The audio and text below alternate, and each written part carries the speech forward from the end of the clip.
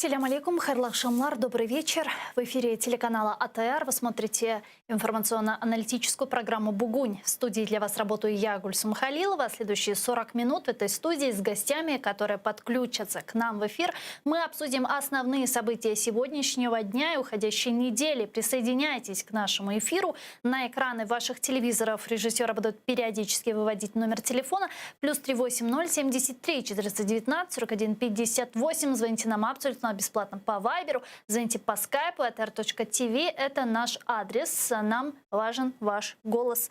А мы начнем со следующего сообщения. Министр здравоохранения Украины Максим Степанов заявил, что введение локдауна разорвет цепь передачи болезни COVID-19. Это может свести заболеваемость к нулю. По его словам, существуют предпосылки для введения жесткого карантина, эпидситуация и нагрузка на медицинскую систему. Степанов отметил, в Минздраве вызывают опасения новогодние праздники. Причиной тому есть большие скопления людей во время зимних праздників.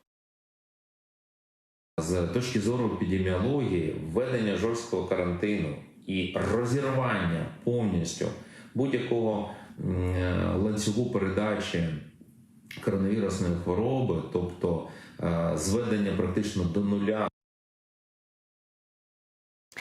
Украине необходимо вводить полный локдаун на 3-4 недели с механизмом компенсации. Об этом сказал министр внутренних дел Украины Арсен Аваков. Он допустил запрет на международные сообщения, а в случае ухудшения ситуации с распространением коронавируса запрет может касаться в том числе и железнодорожного сообщения, сказал он. Моя особиста точка зору, що необхідно вводити локдаун якомога швидше, тривалістю 3 або 4 тижні. Не треба ховатися за політичними гаслами або за якимись зручними формулюваннями, тому що мова йде про великі системні ризики для здоров'я наших людей. Політолог Володимир Цибулько зараз з нами на прямому зв'язку. Пане Володимире, вітаю вас. Добрый вечер. Добрый вечер. Ну что ж, мы видим, как много чиновников, эпидемиологов говорят о том, что необходимо вводить уже жесткий локдаун для борьбы с распространением коронавируса. Степанов вообще сказал, что локдаун может свести к нулю количество заболеваемых. Вот как вы думаете, так ли это действительно, реально ли это выглядит? Ну, по-перше, українська влада любить робити оптимістичні заяви, особливо коли це стосується якихось дуже простих рішень, які мають дати неймовірний ефект. Тут в плані обіцянок українська влада вміє, так би мовити, наобіцяти 7 мішків гречаної вовни. Але по факту треба розуміти, наскільки економіка зв'язана із психологією людською, а психологія з цими страхами і споживчий ринок як пов'язаний із психологією. Тому можна сказати одне, що очікування бізнесу, що в 4-му кварталі, особливо в грудні, вдасться трохи відбити всі втрати, які цей бізнес поніс в період року, швидше за все, через таку нервозну, невизначену позицію влади бізнес нічого не зможе компенсувати собі за останній місяць грудень. Якщо ж локаут буде введений на свята, то ситуація ще печальніша, тому що знову ж таки торгівля, і треба розуміти, що таке місяць січень. В січні податкова збирає приблизно 25, ну максимум 50% від можливих зборів. Ну, традиційно це 25. Це означає, що перший квартал буде повністю економічно програшним, але і фініш року буде програшним. Тобто людям не буде чим відзначати свята. І ми бачили вже раз 20 тисяч представників фізосіб-підприємців під Кабміном. Якщо далі ситуація буде такою ж невизначеною, якими б не були обіцянки влади, мені здається, що будуть масові акції. Ну вот глава Господребслужбы Киева Олег Рубан заявил, что карантин выходного дня не дал эффективного результата в борьбе с распространением COVID-19. Он считает необходимым в ближайшее время все же вводить локдаун. Давайте вместе его послушаем. Це повинно бути єдине рішення по всій країні. Необхідно ввести локдаун по всій країні найближчим часом. Карантин вихідного дня не показав результату щодо ефективності. Вот, но насколько действительно наше общество, средний и малый бизнес могут выдержать жесткий локдаун, учитывая, что некоторые эпидемиологи говорят о том, что его нужно вводить на 2-3 месяца? Економіка в дуже тяжкому стані. І виною цьому не лише ковід, а дуже неоковирні дії влади. Влада весь час створює ситуацію невизначеності, ситуацію підвішеного стану такого і для бізнесу, і для держслужби, і для простих громадян. Через що в ситуації невизначеності, от ми бачили, як завершилися місцеві вибори, по суті, люди побачили при бездіяльності центральної влади, побачили в місцевій владі, в міських головах хоч якусь надію на те, що держава в нас існує.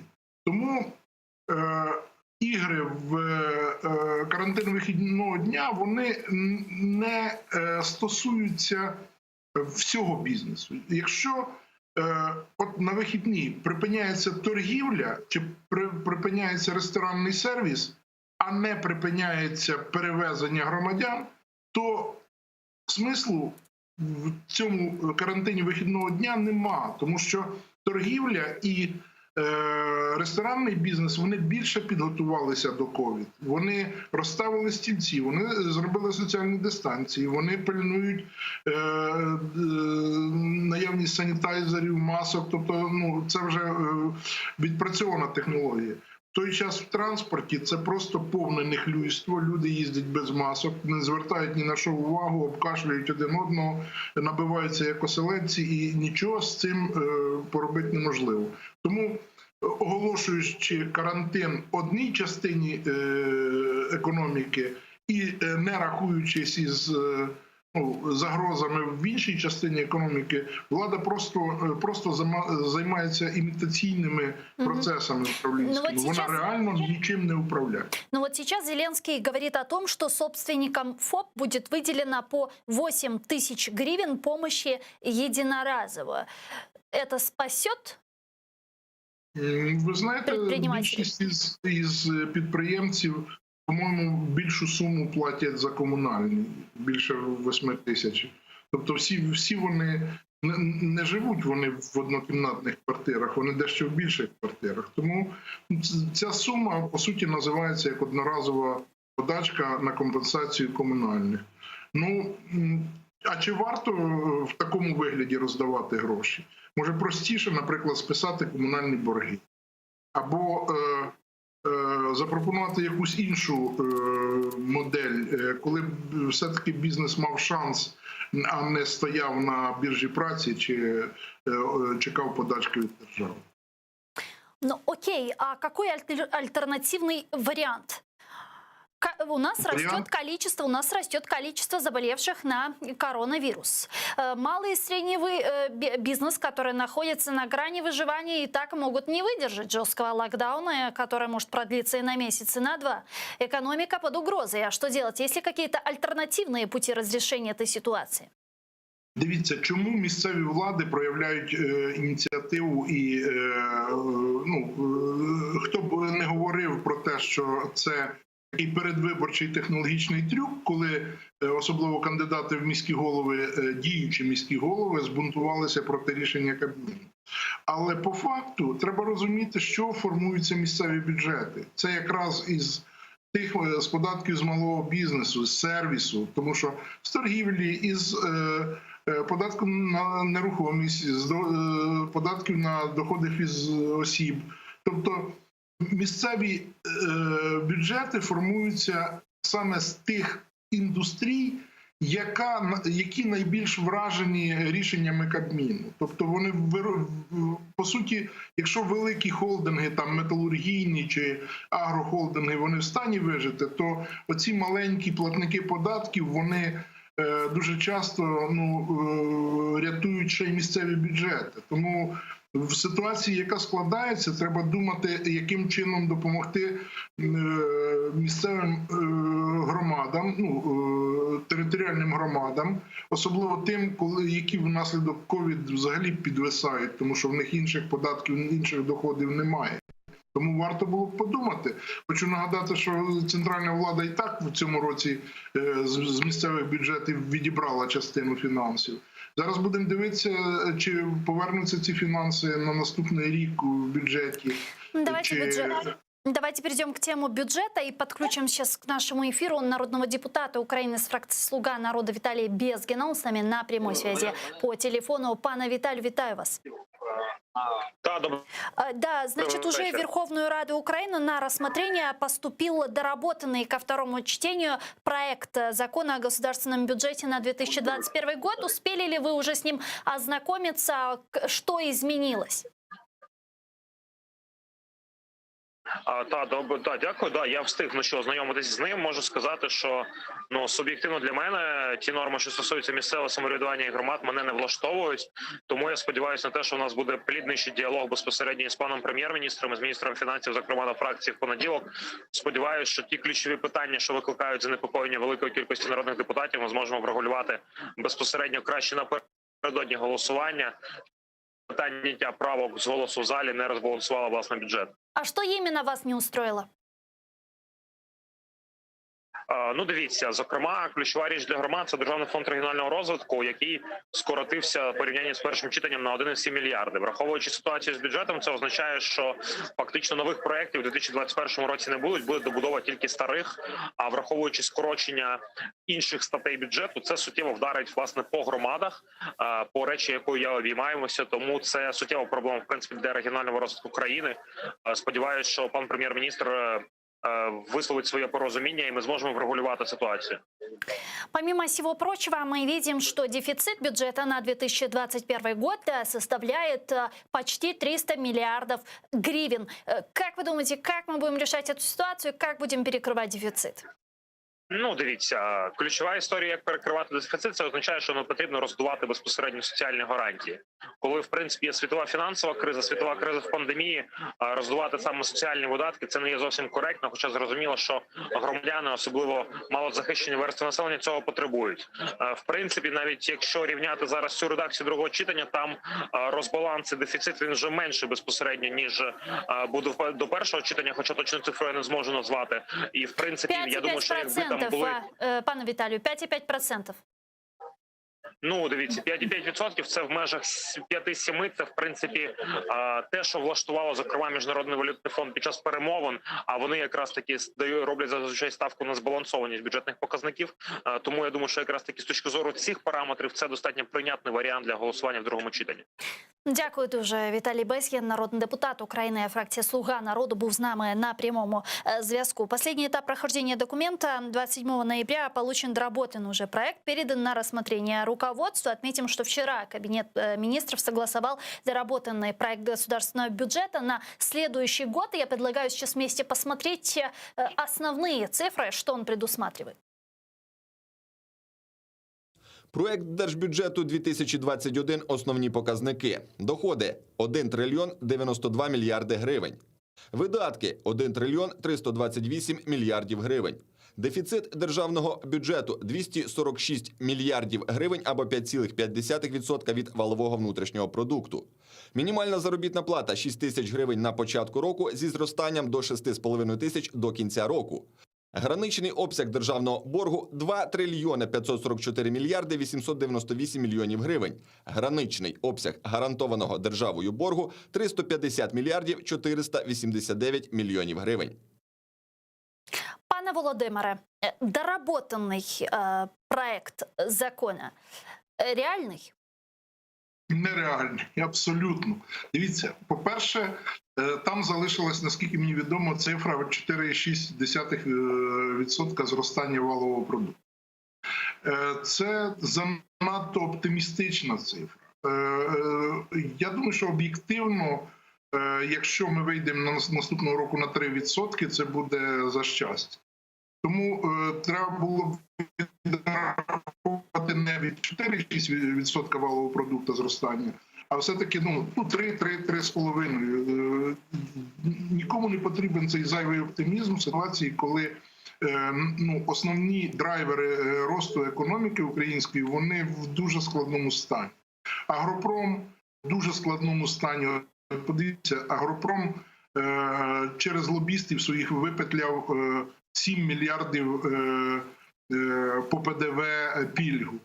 Хоча, наскільки мені відомо, комітет упирається і не йде на це, але по суті умудрилися продавити через банку таку пільгу собі для податків. Тому зрозуміло, що агропром в складному стані.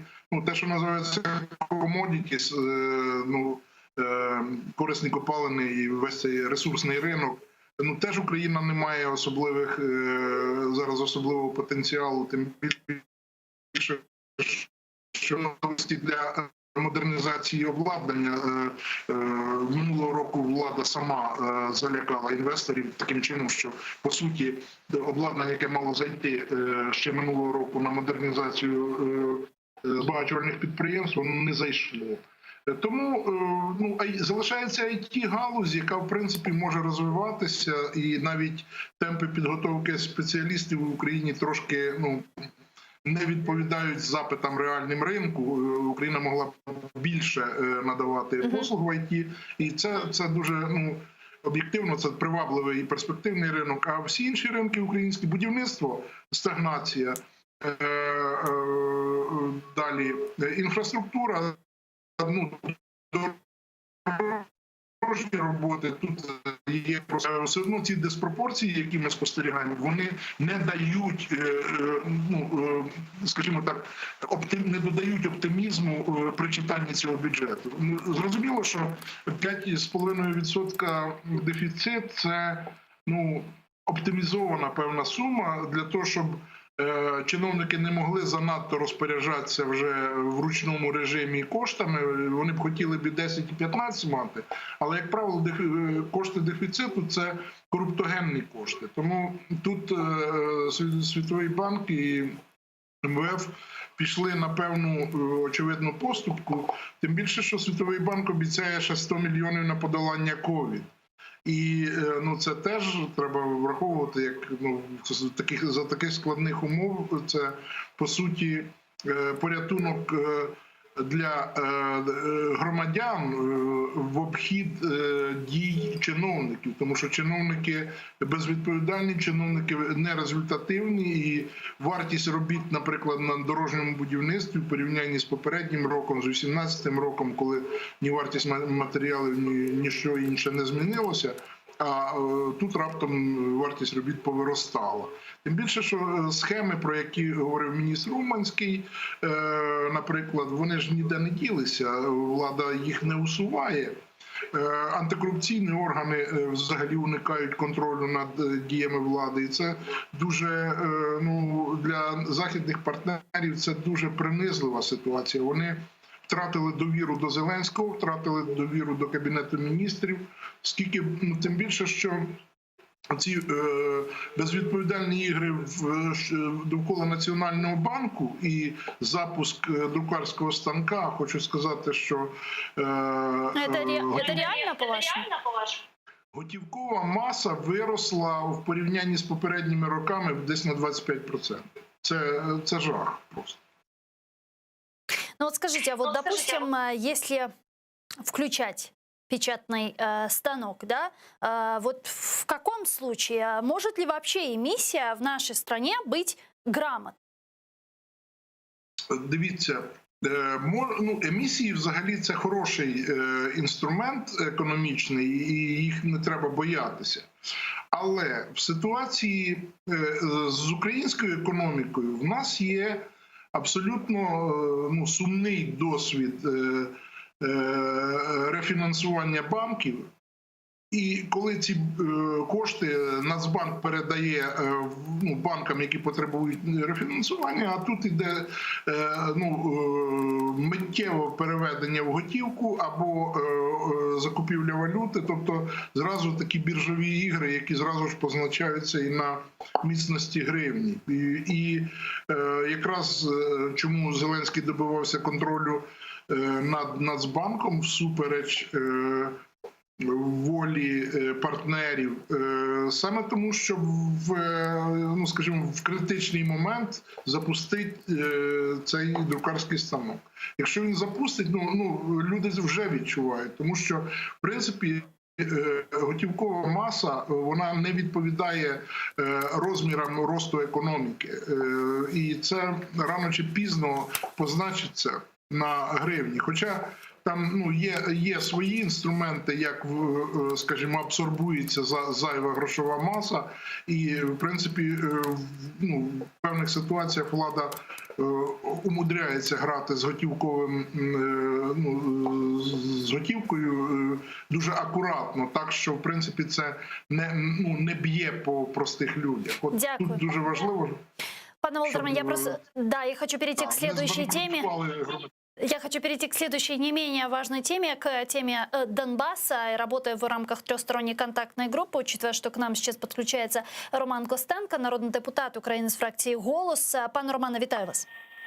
Вітаю, студія. Пане Романе, вот сегодня было такое сообщение от секретаря Совета национальной безопасности и обороны Алексея Данилова, который сказал, что по ситуации на Донбассе готовится решение СНБО. Вот так он ответил на вопрос, что будет после 9 декабря 2020 года, когда истекает срок действия, который отвел президент Владимир Зеленский как план А для разрешения ситуации на востоке Украины политико-дипломатическим путем. Так что же будет? Что это за план Б? Что мы можем увидеть, как думаете? Я зараз сказати конкретно, що це буде за план, я не можу. Ми можемо тільки про це здогадуватися. Може буде декілька варіантів, там починаючи від того, що там президент Зеленський каже, що я ось рік намагався, і тепер ми, я не знаю, заморожуємо конфлікт і починаємо працювати всередині країни, що він нарешті зрозуміє, що домовлятися з Російською Федерацією – це не варіант, тому що Російська Федерація не зацікавлена в тому, щоб цей конфлікт був вирішений, а навпаки зацікавлена в тому, щоб цей конфлікт розгорався. Я сподіваюся, що на цьому і буде будуватися цей план Б. На тому, що Російська Федерація хоче цієї війни і хоче впливати на внутрішню та зовнішню політику України через військові дії. Ну, смотрите, ведь с одной стороны Украина в рамках ТКГ предлагает свой план совместных шагов, Россия отказывается, Россия предлагает марионетки, а Россия, боевики, имеется в виду, предлагают свою дорожную карту, заведомо невыполнимую, на которую, естественно, мы пойти не можем, и складывается вот такая патовая ситуация. Вот как в ней быть, и есть ли вариант вообще закрытия Минского процесса и создания какой-то другой альтернативной площадки? Алло, чуєте мене, да, студія? Да, зараз чую. А ви слышали мой вопрос или продублировать? Да, я почув ваше питання. Дивіться, Російська Федерація має одну мету. Це в першу чергу вивести себе з процесу переговорів як сторону, третю сторону, да, і поставити туди бойовиків, щоб показати всьому світу, що дивіться, ми просто спостерігачі, а конфлікт йде на Україну. Це їх завдання, це їх політична мета. Вони хочуть нас, щоб ми розмовляли з ОРДЛО. Ну, звичайно, там нема з ким розмовляти, тому це і Данілов це говорив, і я вам як людина військова говорю, тому що це люди, які повністю підконтрольні Російської Федерації і самі є там уже повністю від них залежні. Тому це мета. А те, що вони якийсь там план пропонують, це, я думаю, план написаний в землі, даний їм в руки і представлений нам.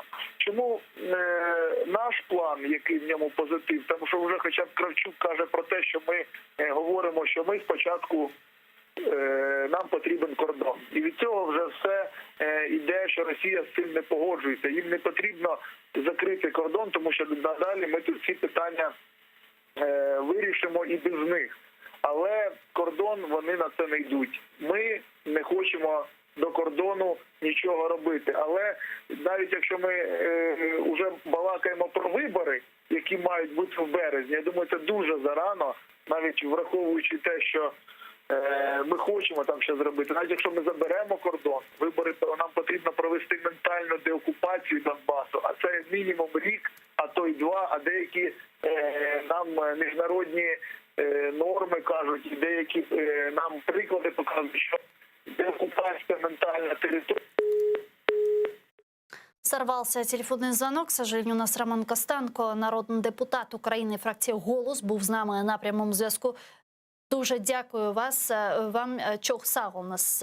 Пане Володимире, давайте вместе послушаем цитату Данилова и продолжим. Це рішення президента. 7 грудня 2019 року відбулося засідання РНБО, на якому були прийняті 5 варіантів розвитку ситуації на Донбасі. Відкрию невелику таємницю. Готується рішення РНБО щодо ситуації в Донецькій і Луганській областях. И что же это будет за решение? Интересно. Дивіться, об'єктивно, для того, щоб Україна могла тиснути на Росію, тепер перевернути з ніг на голову ситуацію, точніше з голови на ноги, треба донавісити цю територію на повну російську відповідальність. Стан економіки Росії на сьогодні такий, що утримувати ці території вона не може. Але Україні варто відмовитись від виплати пенсій, виставити рахунки за воду, за газ, за електроенергію, які не сплачувались протягом 7 років, і звернутися до населення, пояснивши свою позицію тим, що окупант має нести повну відповідальність за стан, скажімо, соціалки, за стан гуманітарний на окупованих територіях. Тобто окупант несе повну відповідальність за долю людей, і оскільки Україна через непоступливість окупанта не може забезпечити нічого для тих громадян. Власне, так повторити той сценарій, який стався з Кримом. З Кримом ми відмовилися виплачувати пенсії, відмовилися виплачувати будь-які соціальні зобов'язання держави. І я думаю, що треба робити те ж саме із окупованими територіями. Тобто строїть стіну? Це віртуальна стіна. Просто так, віртуальна стіна, але продовжувати при бажанні, якщо людям потрібні документи, треба допомагати їм вироблення нових документів. Треба пробувати не закривати, скажімо так, фізичну стіну, але оці всі зобов'язання фінансові держави треба попередити населення, що держава не буде виконувати. І найголовніше – зобов'язати платити за воду, за електрику і за інше на рівні із громадами підконтрольними Україні за тими ж тарифами. А как же наши западные партнеры? Ведь многие эксперты говорят о том, что именно санкционное давление на Россию привязано за Минск. А ми ж не виходимо з Мінська. Це ж не вихід із Мінського процесу. Це перекладання відповідальності за окуповану територію на окупанта. Тобто Росія тепер не зможе грати посередника, вона несе безпосередню відповідальність за стан і за здоров'я людей на окупованих територіях. Тим більше, що Росія роздала величезну кількість паспортів і готується на весну вже почати призив громадян з окупованої території до російських збройних сил. Дуже дякую вам, пане Володимире. Володимир Цибулько, політолог, був з нами на прямому зв'язку. Чох Сагунас. Я хочу перейти к следующей теме, к Азербайджану. Как известно, недавно Сенат Франции призвал правительство признать республику, так называемую Нагорно-Карабахскую республику, которая была создана на оккупированных Арменией территориях Азербайджана. Парламент Азербайджана немедленно инициировал исключение Франции из Минской группы ОБСЕ по мирному регулированию в Нагорном Карабахе. Это стало ответом на призыв французского Сената признать независимость Нагорно-Карабаха.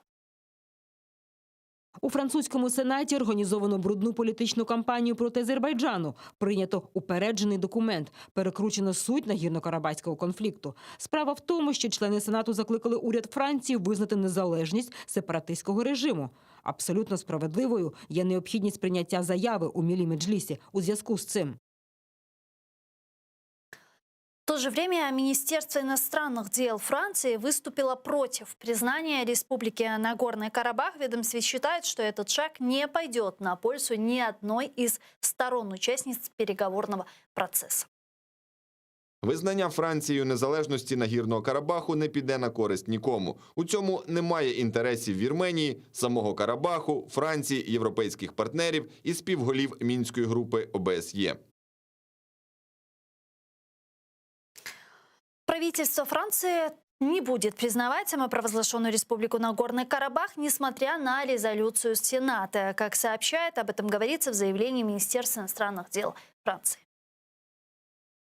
Наш обов'язок як співголови Мінської групи ОБСЄ полягає в тому, щоб працювати над врегулюванням нагірно-карабахського конфлікту шляхом переговорів, зокрема з питання про майбутній статус Нагірного Карабаху. І результат цих переговорів не може бути визначений заздалегідь і в односторонньому порядку. Политолог из Азербайджана Вугар Имамалиев с нами сейчас на прямой связи. Вугар Бей, селям алейкум. Алейкум ассалам, Гюльсум ханым. Вугар Бей, вот ваши коллеги в нашем эфире недавно говорили о том, что вот за решением французского сената признать самопровозглашенную Нагорный Карабах стоит вот за этим решением, значит, армянское лобби во французском истеблишменте. Вот как вы считаете, так ли это, или же есть какие-то другие причины, которые спровоцировали на такое действие сенат французский? Вы знаете, сегодня во Франции уже готовятся к выборной гонке, и поэтому армянское лобби сыграло свою роль в решении французского сената, и французский сенат принял рекомендательное решение о признании Нагорно-Карабахской республики, так называемой. Но, как вы знаете, в течение 44 дней войны, которая была в нашем регионе, азербайджанская армия была освобождена оккупированные территории вокруг Нагорного Карабаха, и часть Нагорного Карабаха тоже была освобождена азербайджанскими войсками.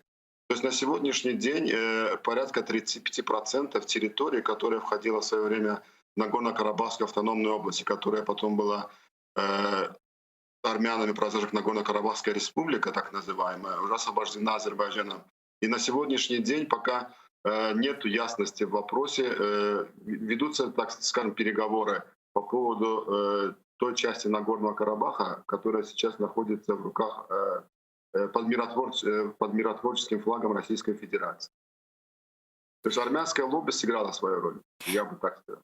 Вот мы видим, что парламент Азербайджана сейчас инициировал исключение Франции из Минской группы ОБСЕ по урегулированию ситуации в Нагорном Карабахе, но вроде как урегулирование уже состоялось. Вообще, вот видите ли вы смысл в существовании и работе дальнейшей Минской группы ОБСЕ?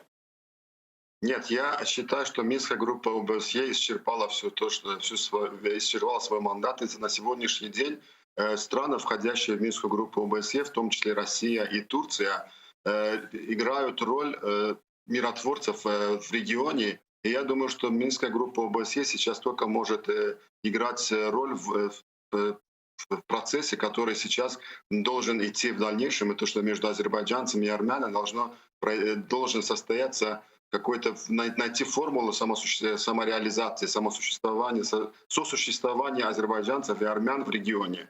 Вот если Минская группа поможет нам в этом вопросе, было бы очень целесообразно, и только в этом формате она может в дальнейшем существовать. Германия готова вам помочь. Вот буквально несколько минут назад появилось такое информационное сообщение, что Германия должна активно участвовать в мирном урегулировании в Нагорном Карабахе и способствовать установлению мирных и равноправных отношений между жителями этого региона. Это следует из заявлений правящей большой коалиции, поддержанного большинством депутатов Бундестага. Как прокомментируете? Это очень хорошая новость. И я думаю, что если в этом русле будут выступать все европейские страны, то мирное сосуществование в регионе у нас может в скором времени найти свое место. И расскажите, какие сейчас новости, что сейчас происходит на Горном Карабахе и прилегающих ей районах?